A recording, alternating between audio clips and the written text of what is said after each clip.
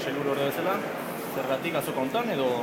Bueno, esplikazioa garbi dago, nik uste Euskara eta teknologia berriak dira dudarik gabe oso alor importantea. Euskarak izan dezan garapenik ahalik eta bikainena, lehenengo azoka da, ahalegin handia egin da, presaka xamar antolatua, eta, bueno, etorkizun izugarria daukana dudarik gabe.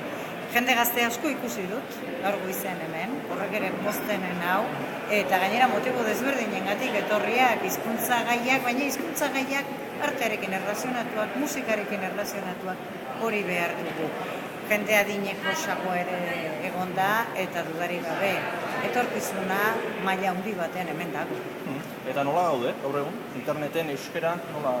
Ondo gaude, sekula ez da nahikoa, bai, eta aurrera begira jarraitu beharrean gaude, eta erronka asko daude hemen ikusten da, bai, zenbat erronka desberdin dauden, eta jarraitu beharra dago lanean, era guztietako lanak egiten, unibertsitatetik, administrazioetatik, elkarteetatik, ekimen desberdinetatik, eta, bueno, osasuntzu egon gaitezen aurrera.